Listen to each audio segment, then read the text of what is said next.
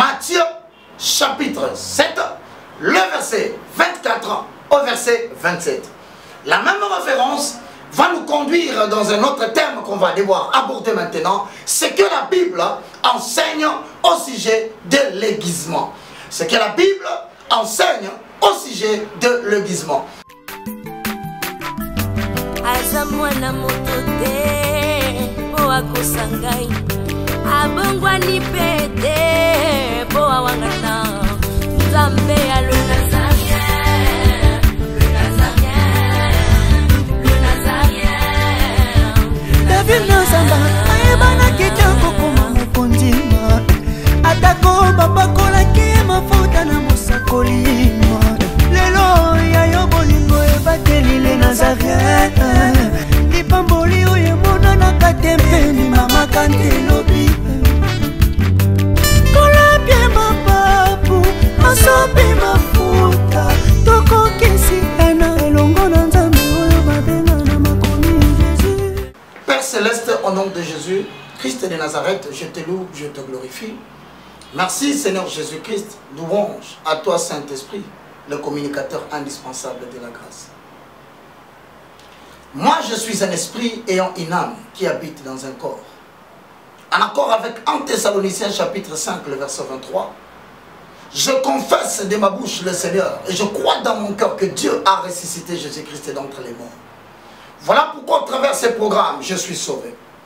Et tous ceux qui suivent ces programmes sortent des ténèbres à la lumière et les yeux sont ouverts en accord avec Actes chapitre 26, le verset 16 au verset 17. Dans le nom puissant de Jésus-Christ de Nazareth, il est écrit, poussé par l'Esprit, les hommes ont parlé de la part de Dieu. Saint-Esprit, Esprit de vérité, paraclet, communicateur indispensable de la grâce, revends-moi de la chevelure de la tête jusqu'à la plante de mes pieds. Tiens-moi par la main, Elohim, fais-moi entrer dans les merveilleuses galeries d'art de ta révélation. Ensemble avec toi, visitons le merveilleuse galerie d'art des Écritures. Car je sais, moi, que certaines grandes vérités de la Bible, comme les perles, elles ne sont pas à la surface des eaux. Il faut plonger au plus profond de la mer, au prix des patients efforts pour y retirer de perles. Investis-moi par ton autorité et par ta connaissance, afin que je parle au cœur de ton peuple. Bénis ce moment, au nom puissant de Jésus-Christ de Nazareth. Amen. Bien-aimés dans le Seigneur, que le Tout-Puissant de Jacob vous bénisse. Vous êtes bien en train de nous suivre sur www.nazareentv.com. Vous suivez cette prédication dispensée par le moindre de tous, l'évangéliste Roger Baka, le plus petit de tous les serviteurs de Dieu, commis pour la restauration de valeurs spirituelles inversées dans Sion, la maison de l'Éternel et partout dans le monde. Aujourd'hui, bien-aimés dans le Seigneur, vous le savez très bien, que nous avons commencé avec Matthieu chapitre 4, le verset 19, depuis le début de cette année, où nous avons élaboré la conclusion du message sur le délai préparatoire dans le leadership spirituel.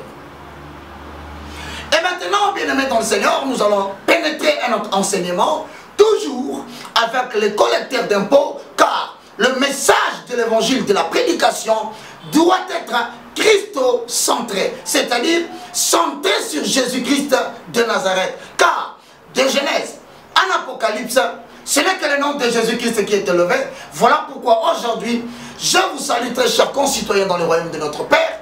C'est parti aujourd'hui donc des références que je m'en vais déjà vous énoncer, que vous allez noter. Ensuite, nous entrerons dans le monde de la révélation des Écritures. Très chers peuple de Dieu, habitants du royaume de notre Père, concitoyens de Sion, les saints d'Israël, aujourd'hui nous allons naviguer dans Matthieu, chapitre 7, le verset 24 au verset 27. Matthieu, chapitre 7, le verset 24 au verset 27. La même référence va nous conduire dans un autre terme qu'on va devoir aborder maintenant, c'est que la Bible enseigne au sujet de l'aiguisement. C'est que la Bible enseigne au sujet de l'aiguisement.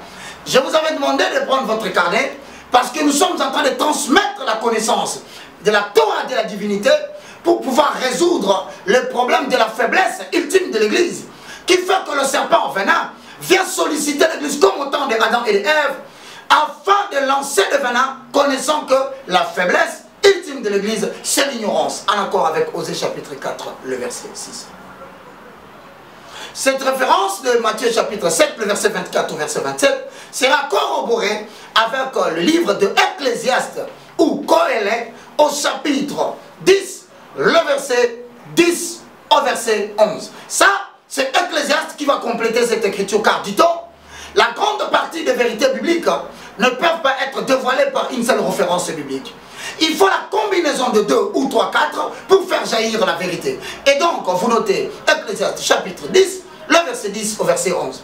Nous allons aussi juxtaposer des écritures pour le besoin de la cause. C'est-à-dire, afin de montrer au peuple de Dieu l'importance de l'aiguisement, nous allons pénétrer Ephésiens chapitre 2, le verset 21 au verset 22. Ensuite, nous mélangerons avec 1 Pierre chapitre 2, le verset 2 au verset 5.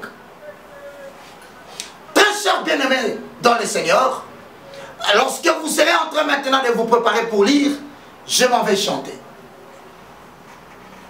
Molingani malamu, balinga kapona mbozuite, balinga kapona bijaleli, yango na bengi yo molinga, na lisolo ya bolingo, maloba hezalaka na nguya, oyo betondi motema e, suka sembe boye bimisa, kozala na moninga malamu, ezali bozwi na ntango mpasi, moto ya kosungaka yo, soki pasi ekomi, na motema na lampi nai, pona yo na kosala nyonso, ekoki na moto kosala e, olangwisi motema na ngai.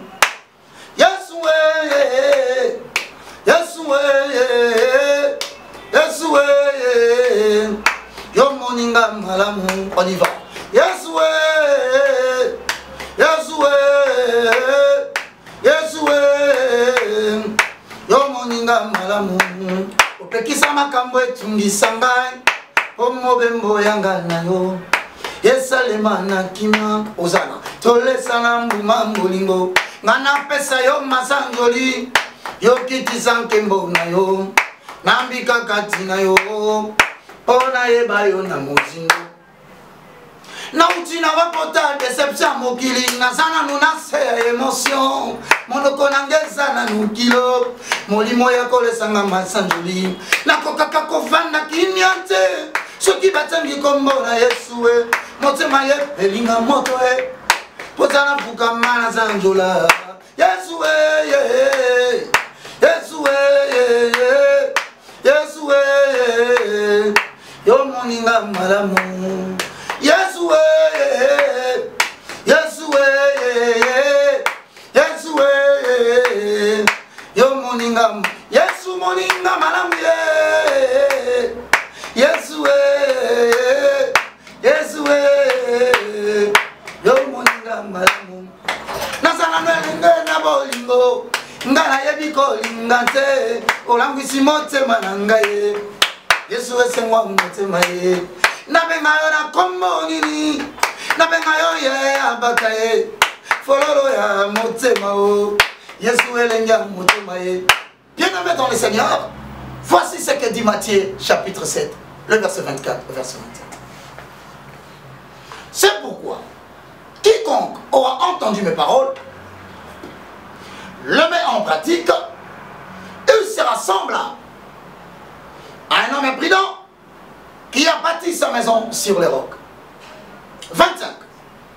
La pluie étant tombée, le torrent étant venu, le vent ayant soufflé, se sont jetés contre cette maison.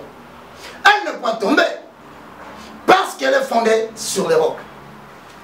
26.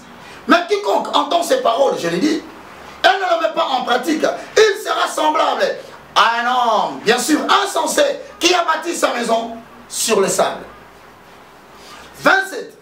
La pluie étant tombée, les torrents sont venus, les vents ont soufflé et ont battu cette maison. Elle est tombée et sa ruine a été grande.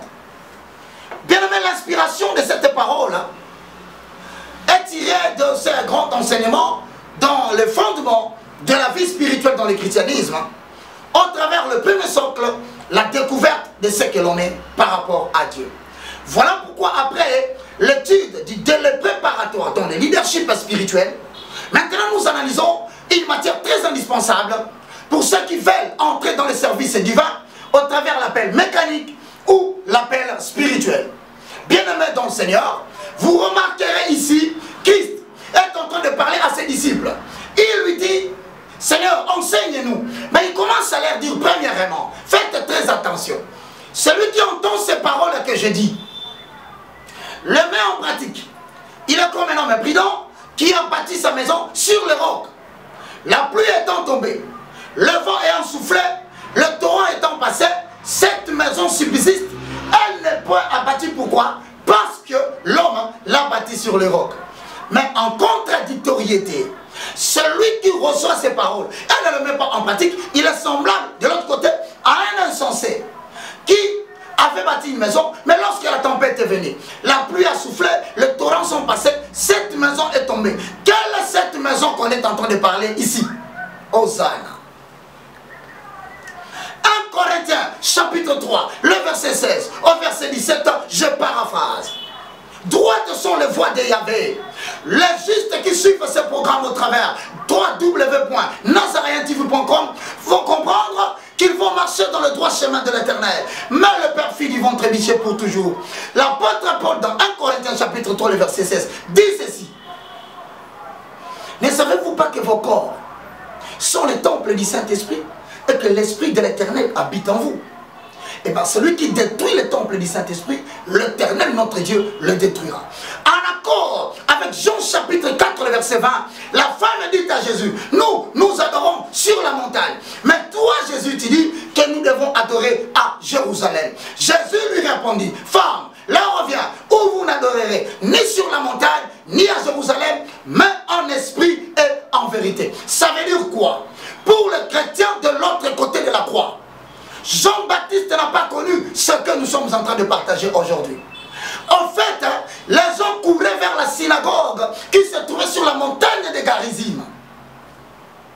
À cause de l'iniquité qui a été faite là-bas, l'Éternel avait détruit le temple de Garizim. Et maintenant, Moïse, à son époque, avait amené le tabernacle qui était chevauché ou transporté sur les épaules des sacrificateurs. Cependant, David, à son époque, ayant compris qu'il habitait dans une maison tranquille, alors que Adonai n'avait pas de maison, il eut l'intention de bâtir à l'Éternel une maison. Et voilà que maintenant, lorsqu'il lit cette intention, Dieu lui dit, hey, David, le ciel est mon trône, la terre est mon marchepied. Quelle est la maison que tu pourras me construire? Je n'habite pas dans les maisons construites de mains des hommes. Voilà pourquoi le temple de Jérusalem, construit par Salomon, était renversé et détruit. Mais alors, comment allions-nous maintenant célébrer le culte avec Dieu qui nous a créés? Point d'interrogation. Comment allons-nous être à la rencontre de Yehoshua HaMashiach, YHWH, et non composé de tétragrammatos, des consonnes qui n'ont pas besoin de voyelles pour être conjuguées? Bien-aimés dans le Seigneur, de quelle maison s'agissait-il? Il s'agissait d'une maison en accord avec 1 Corinthiens chapitre 3 le verset 16. Ça veut dire en d'autres termes, l'habitation de Dieu en esprit, c'est ton corps, Hosanna. Mais où est-ce qu'il habite par rapport à ton corps? C'est ça le problème.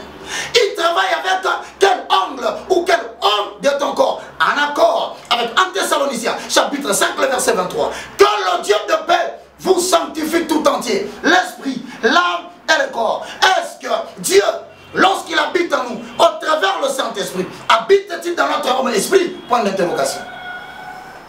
Habite-t-il dans notre homme âme? Point d'interrogation. Habite-t-il dans notre homme corps? Point d'interrogation. Alors, si ton corps est une maison, cela veut dire qu'il y a un type d'enseignement. Selon Psaume chapitre 119, le verset 105, ta parole est une lampe à mes pieds et une lumière sur mon sentier. Il y a deux dimensions de la parole de Dieu. Je ne sais pas ce que tu as rencontré tout au long de ton chemin. Hosanna. Je rends gloire à l'Éternel. Nazana lenge na bolingo. Ngana yebiko lingate. Olangisi motema na ngaye. Yesu esengwa motema ye. Nabenga yo na kombo nini. Nabenga yo papa ya bana ye. Fololo ya motema o. Yesu elenge motema ye. Yesu e. Yesu e. Yesu e. Yo moninga malamu. Psaume chapitre 119, le verset 105. Ta parole est une lampe à mes pieds et une lumière sur mon sentier. Ça veut dire en d'autres termes, il y a des dimensions bien aimées de la parole de Dieu. Une dimension en tant que lampe et une autre dimension en tant que lumière. Regardez très bien bien aimé dans le Seigneur. La lampe émet la lumière. Mais pourquoi on dit encore et une lumière? Parce que la lampe, elle est tenue par la main en tant que dimension d'une connaissance que tu as. Elle ne peut éclairer que là où tu es. Voilà pourquoi, bien aimé dans le Seigneur, si nous courons vers Ecclésiaste chapitre 10, le verset 11 au verset 12, écoutez ce que dit la parole de Dieu, c'est que la Bible enseigne au sujet de l'aiguisement. Si le fer est émoussé et qu'on n'en est pas aiguisé les tranchants, on débat redoubler de vigueur, mais la sagesse a l'avantage du succès. Si le serpent mord faute de charme, il n'y a pas d'avantage pour le charmeur. Cet enseignement, bien aimé, nous parle de l'aiguisement. Ça veut dire en d'autres termes, ici, on dit quoi? On dit, si le fer est émoussé, n'est pas aiguisé, cela veut dire en d'autres termes, bien aimé dans le Seigneur, quand vous allez acheter une machette, question, est-ce que la machette est aiguisée? Non. C'est ça, semblable à quelqu'un qui reçoit Jésus comme Seigneur et Sauveur. Alors Dieu fait de son corps une habitation de Dieu en esprit. Mais cependant, il n'est pas encore tranchant dans la connaissance de la parole de Dieu pour pouvoir affronter le monde extérieur. À ce moment-là, on dit, il faudrait maintenant aller chercher qui? Les personnes qui sont capables de l'aiguiser. Mais il y a deux moyens d'aiguiser en toi ce que Dieu t'a donné à travers les dons. Primo, c'est par l'aiguisement formel, c'est-à-dire tu t'attaches à un homme comme Élie était avec Élisée. Ce sont des genres de personnes qui ont une certaine expérience dans l'exercice du Saint-Esprit et dans la connaissance spirituelle des Écritures et qui peuvent t'orienter afin que tu atteignes le but pour lequel Dieu t'a créé sur la terre. Deux, l'aiguisement informel, le Saint-Esprit lui-même. Il a des personnes qui les ramassent du néant et qui le suscitent, en qui il place un potentiel sans passer par les pieds de quelqu'un. Il les enseigne à devenir une référence, un modèle pour la génération où il vit. Mais maintenant, dans le cas échéant, bien aimé dans le Seigneur, vous descendrez vers le verset 11, vous allez comprendre. Il dit ceci: si le serpent mord, faute de charme, quel avantage pour le charmeur? Dans d'autres versions, on dit, si le serpent mord, faute d'enchantement, quel avantage pour l'enchanteur? En fait, le serpent, c'est le serpent ancien Lucifer d'Apocalypse.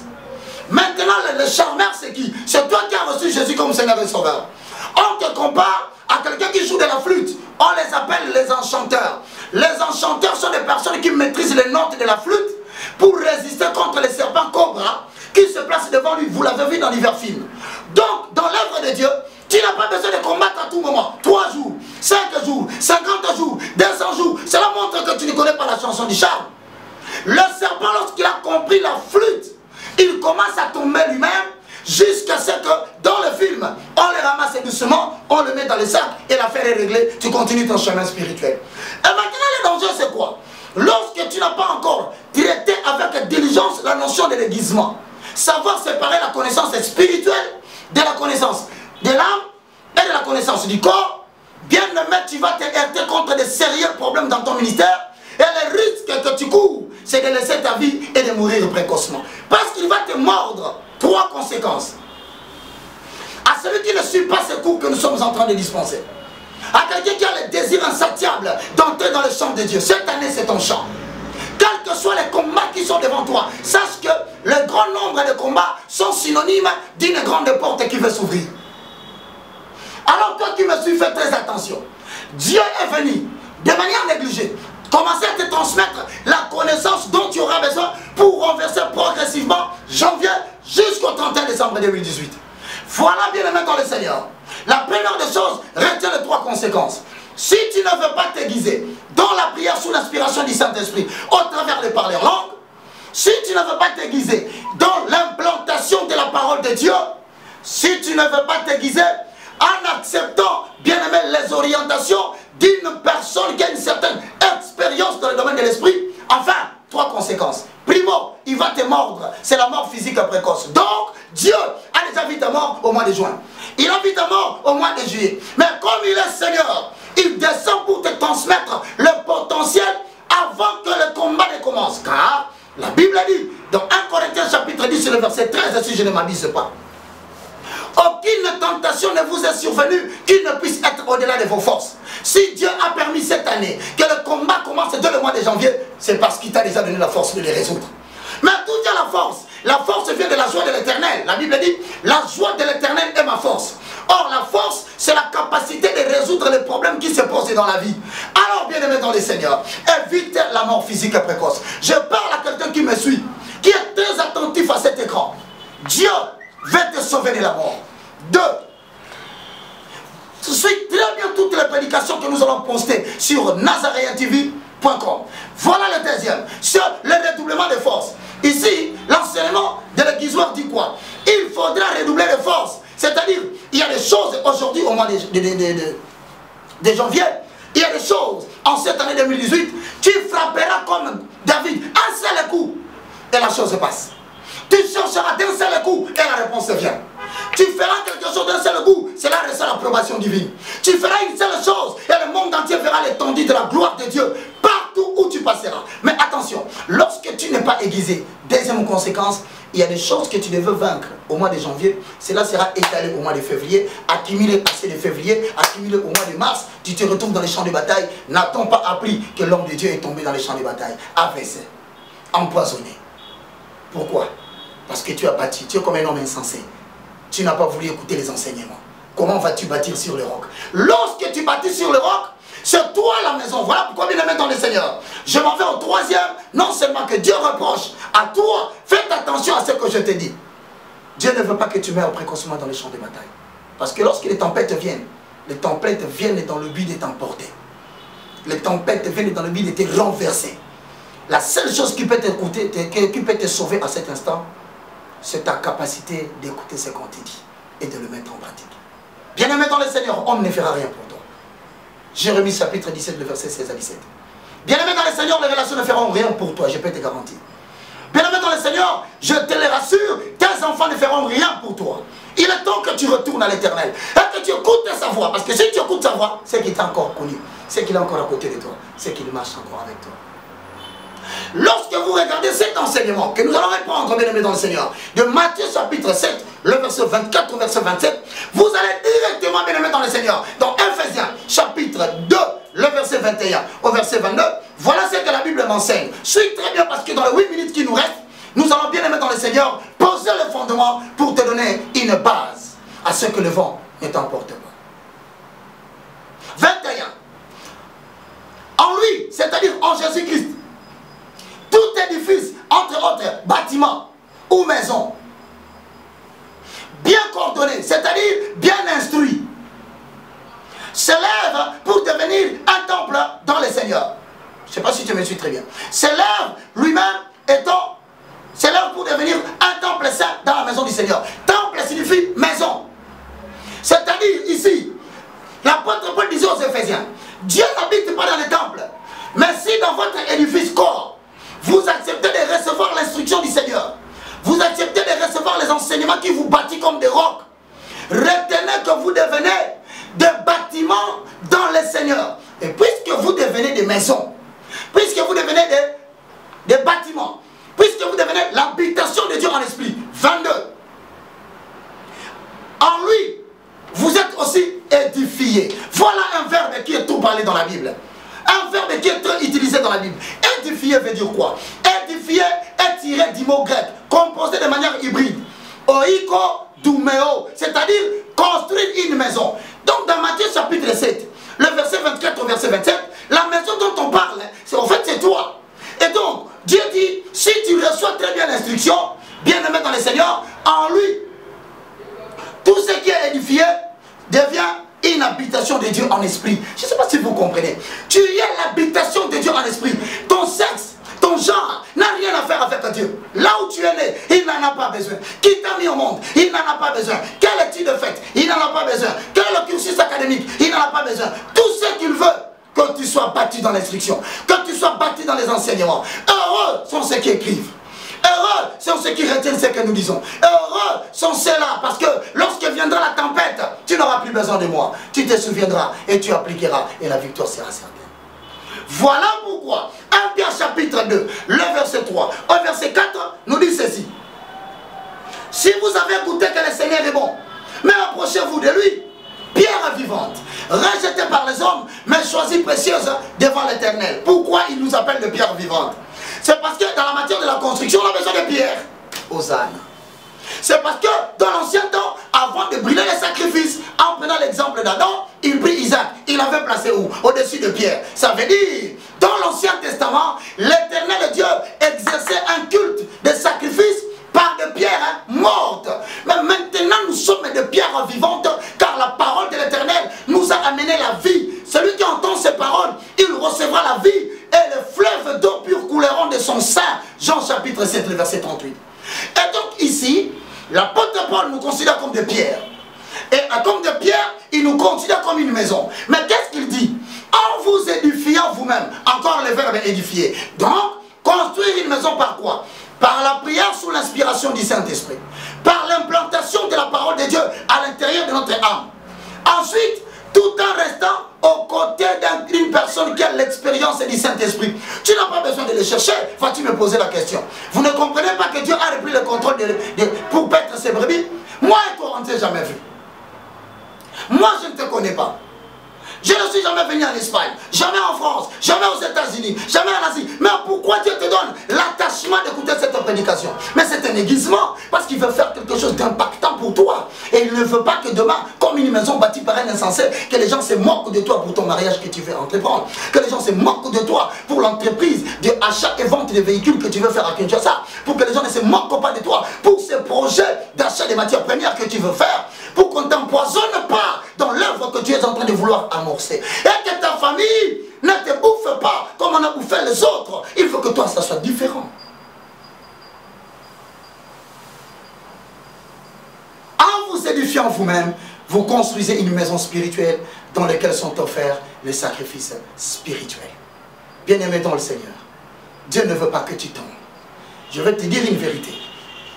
Plus un arbre monte, plus tu désires et tu sens l'élévation de Dieu, plus tu as goûté, tu as senti qu'il est bon, sache que le vent va augmenter. Car plus un arbre monte, plus il attrape les vents. Plus la connaissance augmente, plus le combat vient. Le salut n'est pas dans le confort. N'accepte pas la vie que tu as déjà vaincu. N'accepte pas les succès et les prouesses que tu as déjà fait. Ça, c'est du passé. En accord avec Ésaïe 43, le verset 1 à 4, nous sommes de ceux qui traversent dans la bénédiction. Nous allons vers la destination de notre prince de Canaan, Jésus-Christ de Nazareth, qui viendra nous enlever. Comme une épouse, nous allons passer 1000 ans avec lui dans la joie. Hosanna. Hey Yahweh, Yahweh, hey Yahweh, Yahweh. Hey Yahweh, Yahweh, hey Yahweh, Yahweh. Hey Yahweh, Yahweh, hey Yahweh, Yahweh. Yozali Njambe nangai. Yema hey Yahweh, Yahweh. Mon pesi la kimya Yahweh, hey Yahweh, Yahweh. Elikiananga Yahweh, hey Yahweh, Yahweh. Yozali Njambe nangai. Tala yoloko taka moto nase yokomisiye moto tina onambaninga bako mona bako kunisa kombo na yo utae bandeli ya moto yokamataki seputulu Yelokwezangi nangoti nankolo yango sale la kimoto elingi kolo base boye Yelokwezangi nangoti na epai na yo nazana tina poyo shalinja mbena bomoy Yembe Yahweh Yahweh Mo pesi la kinga Yahweh Yahweh Yahweh Elongananga baka Yahweh, Yahweh, Ozali Njambe nangai. Yeah. Ewe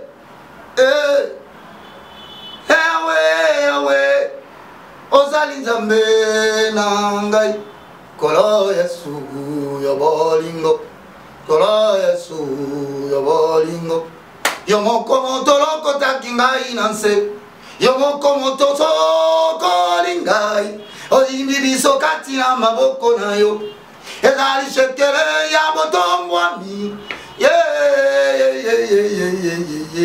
mokonzi ya bomoi na nga jambi na ngai nakende lisusu wapi shilo na ngai yonde ozali na maloba ya bomoi yopesaka elonga yonde nzambe na ngai liloba oya suka ya bomoi na ngai esimbami na yo libanga na ngai zuwa lokumu Yesu yonde nzambe na ngai mopesi na elonga yonde kolo na ngai kotika ngai te ngai na te yakayo komaka ngai te ngai na salila yo. Père Céleste, au nom de Jésus, moi je te loue, je te glorifie. Quand tu as dit dans la prophétie de Joël chapitre 3, vers le temps de la fin, je répandrai de mon esprit sur toutes les chairs. Vos fils et vos filles prophétiseront, vos jeunes gens auront des visions et vos vieillards auront des songes. Oui, Actes chapitre 1, le verset 8, et tu as dit, vous recevrez une puissance. Le Saint-Esprit survenant sur vous, et vous serez mes témoins en Judée, en Samarie et dans toutes les extrémités de la terre. Père, je ne t'en supplie pas, c'est une obligation, parce que toi tu l'avais dit. Jérémie 1:12 dit, tu es derrière ta parole pour l'accomplir. Alors maintenant, je ne te demande pas de l'or. Réveille maintenant les héros qui sont tombés, au nom puissant de Jésus-Christ de Nazareth. Hosanna. Au nom de Jésus-Christ de Nazareth. Tous maintenant, tous ceux dont le monde des ténèbres voient déjà dans le séjour de mort, proclament la victoire au nom puissant de Jésus-Christ de Nazareth. Aussi, je ne sais qui était déjà tombé en instance de justice pour être condamné. Je proclame maintenant, tu ne mourras pas, tu vivras, tu exécuteras jusqu'au moindre détail la mission que Dieu t'a donnée d'exécuter sur la terre. Alors ne crains rien, vers mission de Jacob, tu ne seras pas détruit. Ne rugis pas toi qui suis cette prédication. Le pauvre ne s'approchera pas de toi.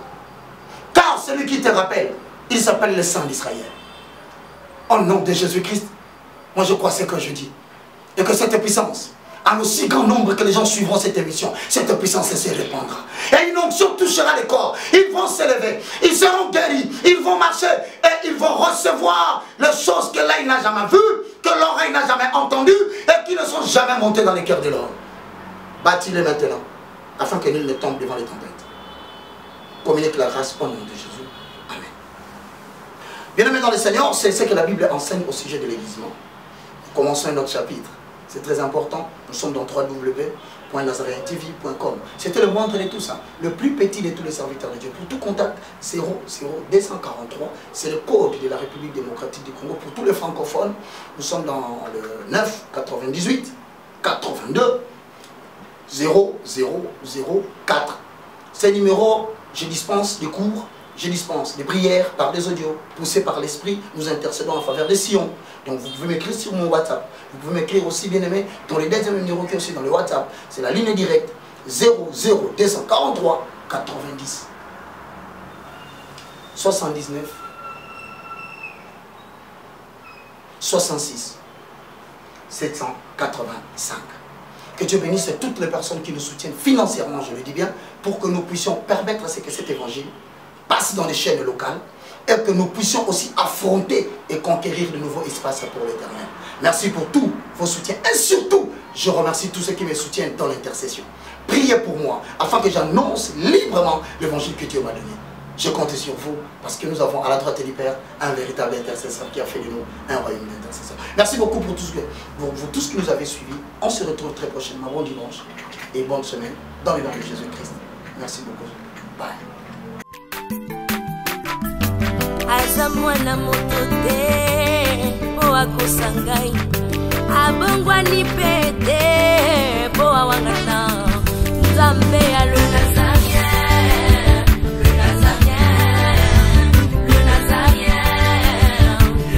Nazamba ayebana kitoko koma mokondima atako bapakolaki mafuta na mosakolima lelo ya yo bolingo ebateli le Nazareth.